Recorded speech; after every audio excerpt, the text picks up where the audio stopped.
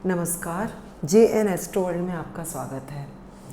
आज हम जिस विषय पे चर्चा करने वाले हैं वह है करियर से रिलेटेड। क्योंकि बहुत लोगों के मन में ये रहता है कि मुझे कौन सी फील्ड में जाना चाहिए, मुझे जॉब करना चाहिए या मुझे बिजनेस करना चाहिए। तो इसका जो डिसीजन होता है वो हमारी जो लग्न कुंडली होती है उसके दशम भाव से होता है, जो कि आपके कर्म का क्षेत्र है, जो आपके करियर का हाउस होता है। तो दशम भाव में जैसे जो रिलेटेड राशि रहती है उसके स्वामी को हम लोग देखते हैं नवमांश कुंडली में कि वो किस राशि में बैठा है। जैसे समझ लीजिए आपकी दशम भाव में समझ लीजिए मेष लग्न की कुंडली है और आपके दशम भाव में मकर राशि है। तो मकर राशि का स्वामी शनि नवमांश में कहाँ बैठा है? समझ लीजिए वो वृश्चिक राशि में बैठा है। तो वृश्चिक राशि का स्वामी कौन होता है? मंगल। तो मंगल मतलब उनको कमीशन से रिलेटेड काम करना चाहिए, उनको इन्फ्लेमेबल प्रोडक्ट्स होते हैं जैसे कि पेट्रोल हो गया या फिर जैसे फायर वर्क्स हो गए उससे रिलेटेड, कंस्ट्रक्शन से रिलेटेड। तो ये सब काम का, जब ब्रिक्स की इंडस्ट्री हो गई, ये मंगल से रिलेटेड काम होते हैं, तो ऐसे करने चाहिए। तो इसके लिए जन्म कुंडली का अध्ययन करना ज़रूरी होता है। और एक चीज़ मैं आपको बताना चाहती हूँ कि जो शनि अगर आपकी कुंडली में बहुत पावरफुल है तो शनि बताते हैं नौकरी, ये नौकरी के कारक होते हैं। और समझ लीजिए शनि भी कारक हैं और मतलब पावरफुल हैं और सूर्य भी अच्छी पोजीशन में है, तो आपको सरकारी नौकरी मिलने के चांसेस बहुत ज़्यादा होते हैं। अगर जैसे जो बुध होता है, बुध कारक होता है बिजनेस का, बुध बहुत अच्छी पोजीशन में है तो आप एक बहुत अच्छे बिजनेसमैन बन सकते हैं। अब डिसाइड करना पड़ता है कि कौन सा प्लैनेट आपकी कुंडली में, एक तो पहले तो मैंने जो बताई नवमांश में जाके देखना, और दूसरा ये रहता है कि हमको देखना पड़ता है कि जैसे समझ लीजिए आपके करियर की जगह पे शुक्र बैठा हुआ है, भले आपकी कुंडली में वो कारक नहीं है लेकिन वो षड्बल में अच्छा है, कोई पापी ग्रह से ग्रस्त नहीं है, दृष्ट नहीं है, पाप कर्तरी में नहीं है, एक अच्छी पोजीशन में बैठा हुआ है, तब हम क्या सजेस्ट करेंगे कि शुक्र से रिलेटेड काम करिए। तो शुक्र से रिलेटेड काम आपके ब्यूटी पार्लर हो गया, बुटीक हो गया, लग्जरी के जितने भी आइटम्स होते हैं, फर्नीचर मॉल हो गया आपका, या फिर शो की जो चीज़ें होती है उनका शॉप्स आप ओपन कर सकते हैं, पेंटिंग्स या जो भी। शुक्र यानी शुक्र मतलब लग्जरी।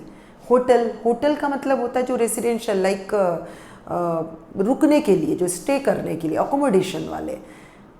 होटल रेस्टोरेंट जो रहता है वो होते हैं गुरु और चंद्रमा। अगर आपकी कुंडली में गजकेसरी हो गए, एक अच्छी जगह पे बन रहा है, केंद्र या त्रिकोण पे, तो आपको मैं ये सजेस्ट करूँगी कि आप अपना रेस्टोरेंट खोलिए, आप फूड से रिलेटेड काम करिए, क्योंकि चंद्रमा जो होता है वो फूड का कारक होता है, मतलब लाइक एग्रीकल्चर हो गया है आपका, मेडिसिन हो गई, तो ये सब होता है। तो अलग अलग ग्रह आपके अलग अलग बताते हैं। समझ लीजिए आपके दशम भाव में गुरु बैठे हैं तो इसका मतलब है आप एक बहुत अच्छे टीचर हो सकते हैं, आप एस्ट्रोलॉजर हो सकते हैं, आप चैरिटी का काम कुछ मतलब कर सकते हैं, लाइक चैरिटी यानी ट्रस्ट वगैरह कर सकते हैं। इसके अलावा जैसे आप लॉयर वगैरह का तो रहता ही है, पंडित, ये सब काम आप कर सकते हैं। और गुरु फाइनेंस भी बताते हैं, तो फाइनेंस से रिलेटेड काम भी आप कर सकते हैं।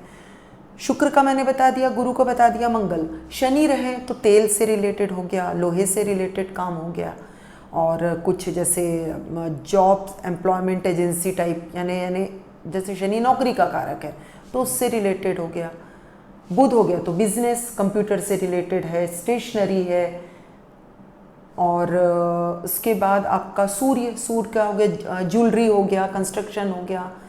तो ऐसे बहुत सारे ज्वेलरी मतलब आर्टिफिशियल नहीं, गोल्ड से रिलेटेड, बिकॉज गोल्ड रिप्रेजेंट सूर्य, सन, तो ये चीज़ है।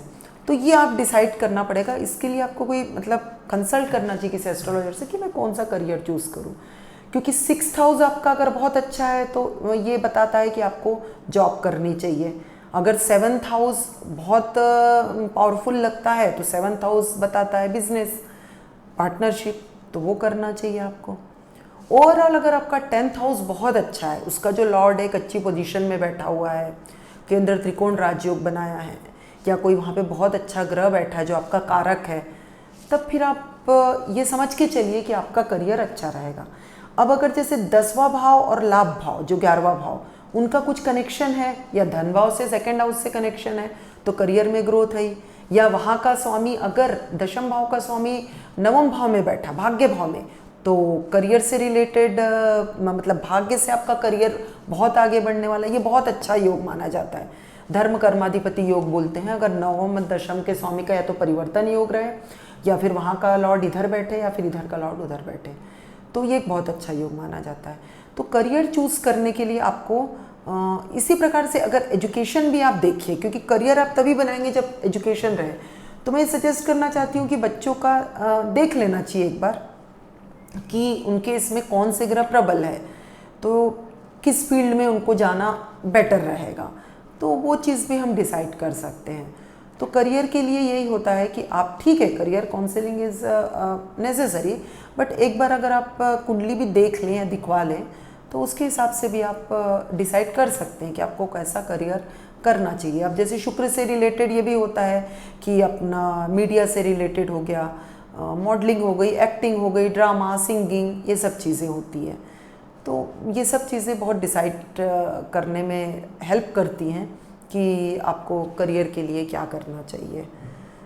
तो आई होप कि आपको ये मेरा वीडियो पसंद आया होगा। मेरे इस वीडियो को लाइक करिए, शेयर करिए और मेरे चैनल को सब्सक्राइब करिए। नमस्कार।